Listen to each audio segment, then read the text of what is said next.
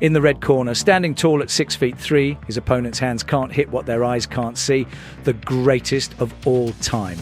Muhammad Ali, he enters the ring tonight as the reigning WBA, WBC and the ring undisputed heavyweight champion of the world.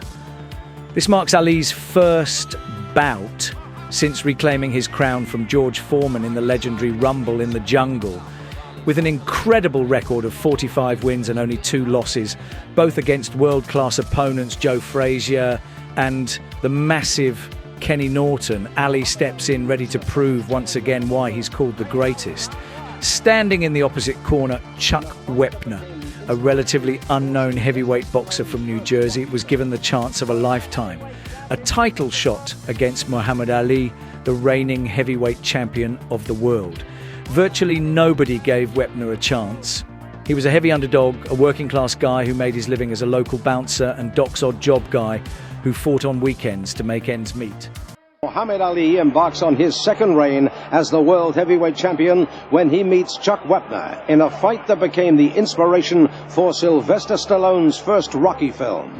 At 36 years old, Chuck Wepner wasn't exactly a young contender, but he was on a roll, riding an impressive streak of 8 straight victories, including a win over former WBA heavyweight champion Ernie Terrell. Wepner had battled his way up to number 8 in the heavyweight rankings. No, I saw it. I watched the movie. You stole my script. All that was me. I'm the Apollo. You've been putting me on for years. Show me what you can really do. They called him the Bayonne Bleeder, a nickname born from both his hometown of Bayonne, New Jersey, and his tendency to bleed in nearly every fight. Wepner wore his scars like badges of honor, proof that he never backed down. Before facing Ali, Wepner had even gone toe-to-toe with the legendary Sonny Liston in what would be Liston's final fight. That bout left Wepner needing 120 stitches, but it also cemented his reputation as one of the toughest men in boxing. Many saw it as a routine tune-up for the champ. Even Ali himself admitted to doing minimal training, brushing off the underdog challenger with trademark confidence when asked why he hadn't prepared harder. Can Chuck Wepner rise to the challenge and change history, or will Ali float like a butterfly, sting like a bee? The odds are long, the stage is set, but the real Rocky Balboa ain't done yet. Cleveland, Ohio, 24th of March, 1975. Muhammad Ali, in his customary white shorts, comes out to meet Chuck Wepner.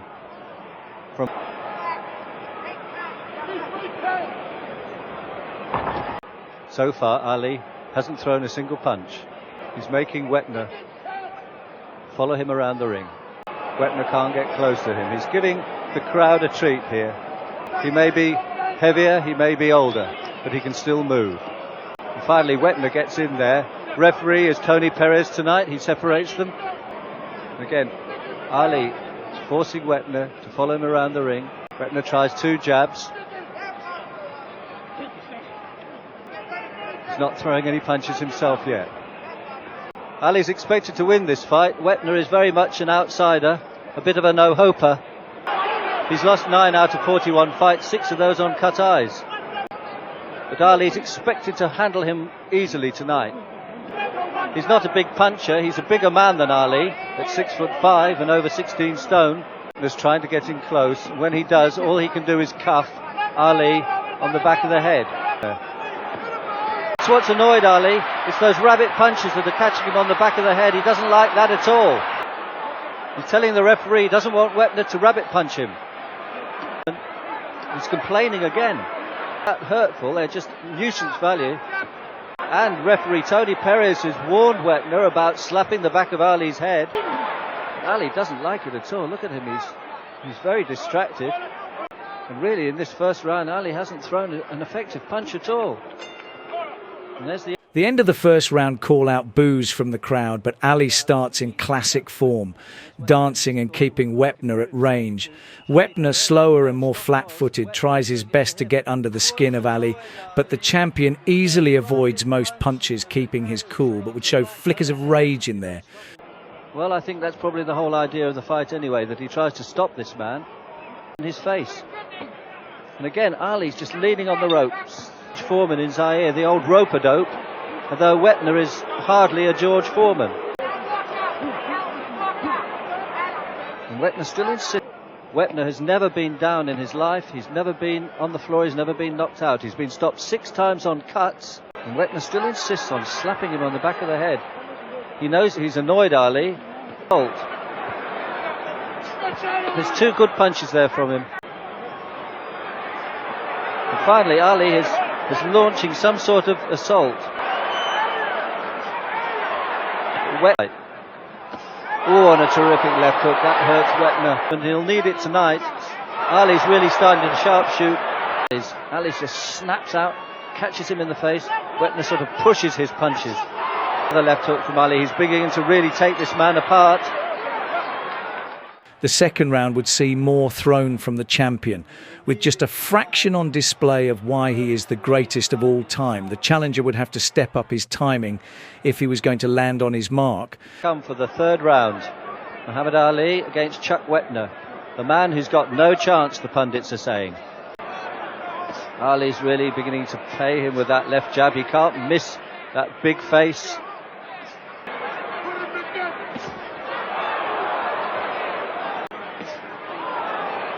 His head's knocked back all the time. But he's a strong man, and he's a very, very brave man. Punches. He's not a big puncher. He's only scored 12 stoppages in his 41 fights. That left jab is really smashing into Wepner's face.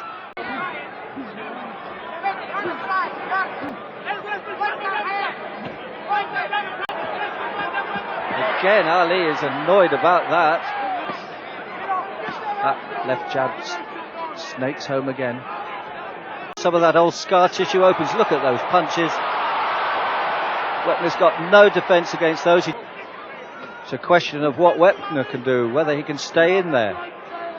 He's not been cut for 2 years, but the way Ali is jabbing his face, it's only a matter of time, I would think. There he's retreating to the ropes again, letting Wepner hit him. Ali's never been one for infighting. There you can see he tends to grab. The third would get the fire under Ali, throwing at will and landing where he wants. The challenger would show true grit, taking everything and coming back for more. And Ali looks far more purposeful. He's gone straight in there, up close against Wepner. He's got his gloves high tonight. Usually he has them down by his hips. He's holding them up high. Wepner comes rumbling in, swinging those punches. He's still throwing that one behind the head, and Ali's still annoyed about it. He seems to be getting very upset about what are really just slaps. Wepner tries a good right hand there, but it misses. His mouth is hanging open. He's taking punches. See him swinging away there. He drops his head. He doesn't even look where he's punching. Ali looks at the crowd. Those right hands are smacking away. Ali would be turning the screwdriver at the long end of the law, but Chuck would take it well and ask politely for more, dishing out some big hooks to the body, which Ali would take in a rope-a-dope fashion. Moving into the 5th round now.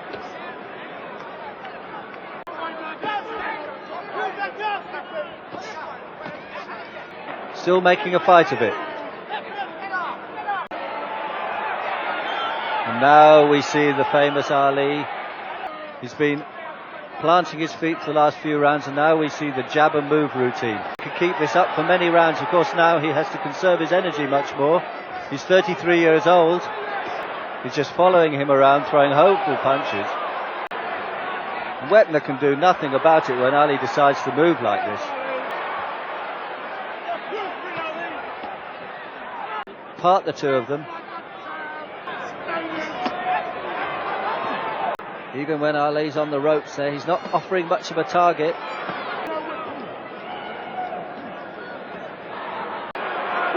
Ali is accustomed to people bashing him around the body, and there's the end of the 5th round. Ali was showing shades of his 1960s self in there in that round. Chuck Wepner could just load up on punches and hope for the best. But it was going to take more than a lucky punch to best the greatest at his own game. And we move into round 6 now. Ali's again jabbing with that left hand. He's settled down on his punches. The crowd don't like him lolling on the ropes there. Wepner rough him up. Wepner's trying to rub his face into Ali's face. He's not moving as much as he has been doing. Ali won't like that very much. He's very particular about his looks, of course. He's very much playing a cat and mouse game with Chuck Wepner here, because Ali's not doing much and he's not offering much of a target for Wepner. Doesn't hit hard enough. Now Ali's just... And frankly, Wepner isn't really good enough to do much about it. Showboating around, making him miss, and clipping him, and there's the end of the 6th round. At the end of the 6th round, Muhammad Ali wouldn't even be out of first gear yet. The champion was holding back, just as he had done in the fight before against Big Bad George Foreman. With Chuck still in there, but his punches starting to swing. This is the round that most experts felt that Wepner would be lucky to see, but he's here, he's looking strong. And there's the Ali movement again. He feels that he needs to. He's taking a lot of punches, but so far his face is looking a bit marked. Wear Wepner down a little bit more. It's a wearing down process here. Ali's not the greatest one-punch hitter.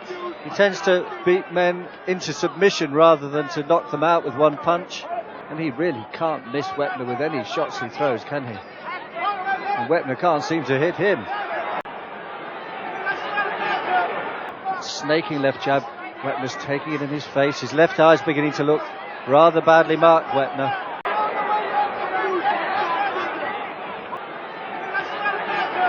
He's known as the Bayonne bleeder for obvious reasons.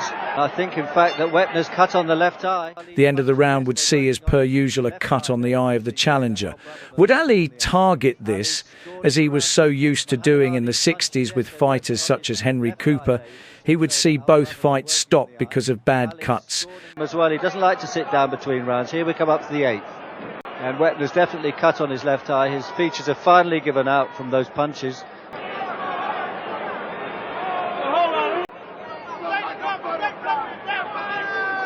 And Ali's again moving around him.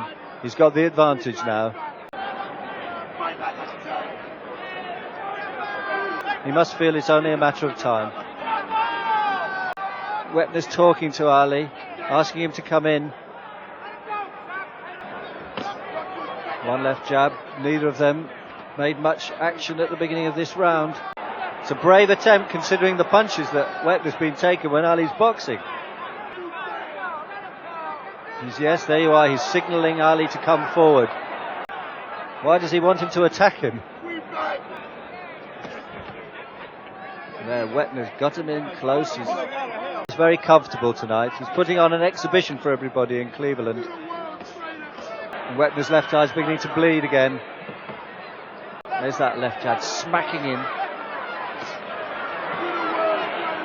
Overhand right belongs to a cricketer's. And Wepner catches him. With Muhammad Ali in full showboat mode, dancing, twisting and flicking that jab whenever he felt like it. Chuck's the challenger's energy was low, but his punches still held sting in them. Corner as usual. Here we come up for round 9. He can move and he can jab and he can't miss this man. Ali's very content to box at a leisurely pace, really. Wepner's not putting him under a great deal of pressure. On a right hand and Ali's down. This is incredible. What are we seeing here? Ali retreats to the ropes. He leans on the rope. Muhammad Ali is down in the 9th round from a body punch from no-hoper Chuck Wepner. Tony Perez gives him the mandatory 8 count. And that makes Wepner only the 4th person in history to ever put Muhammad Ali on the canvas. Well, Chuck Wepner's got 3 kids. He can tell them all about that from here to eternity. Really quite an achievement for a no-hoper. And Ali is making him pay for that knockdown. But Ali's a bit annoyed about it and he's coming back at Wepner. He's being caught by punches left, right and centre here. And there's the bell to end a very eventful 9th round. Well, the critics gave Chuck Wepner a puncher's chance and he took it with a full-blown swing to the body that would see the greatest fighter of all time across the ring and up for a standing count. A punch not only for the history books, but for the Hollywood screen, and a story that will last a lifetime. The challenger came into this fight with two hopes, Bob Hope and No Hope, but he had put the champion down in the 9th. And referee Perez gave him the mandatory 8. It's a knockdown. And again, Ali smacks into Wepner. Here we are at the beginning of round 10. I think we'll see him putting some pressure on Wepner now. He's gone 10 rounds so far.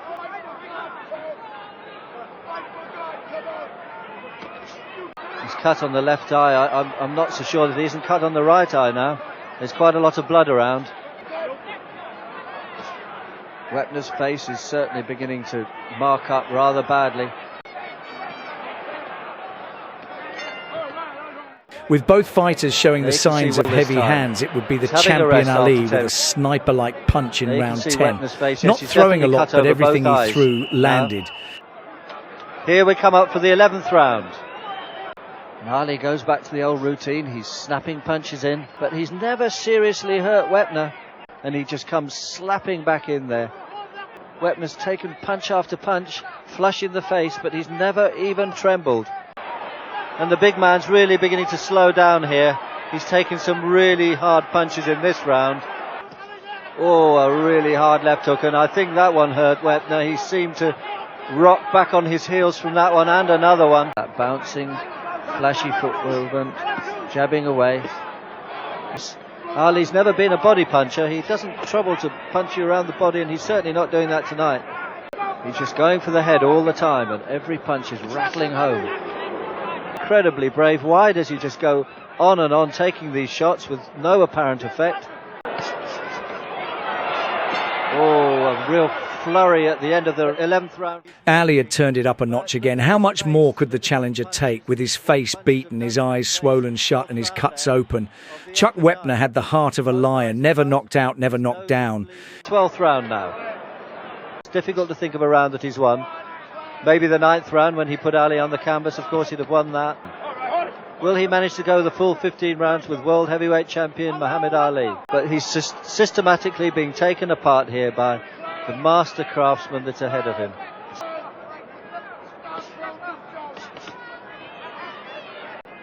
Wepner's gulping in air there.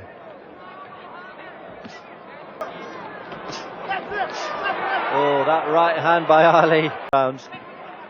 They must be having some effect. His face is marked up. Could the part-time heavyweight fighter from New Jersey go the distance with the great Muhammad Ali?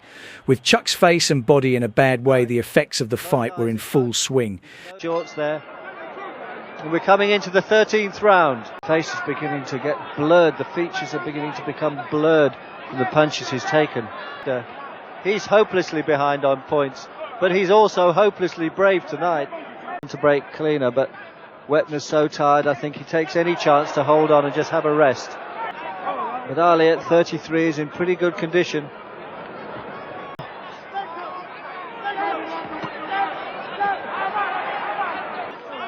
He can't put any more power into his punches. And there again he's gone off balance. Snaked into his face.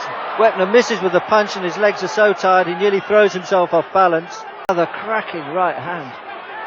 Wepner's just dropping his head and taking these punches flush. Wrestling me as well. Oh, cracking punches from Muhammad Ali as he comes in here.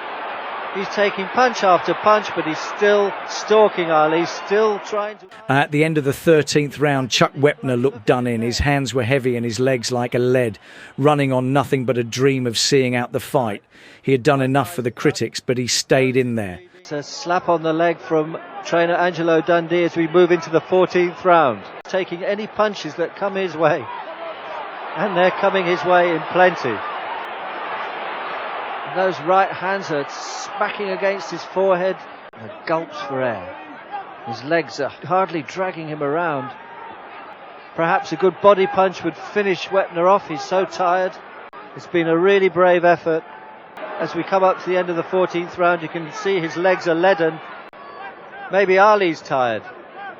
It's a long fight. Oh, that left hook. There's Head has been wrenched to the side, and that's the end of... Moving into the 15th and final round, and let's be honest, no man and his dog gave Chuck Wepner a chance.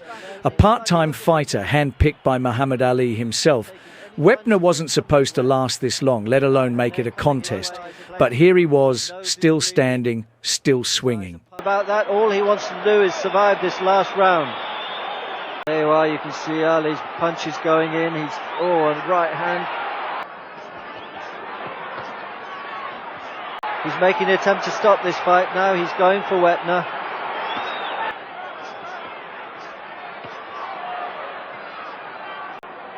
He's exhausted.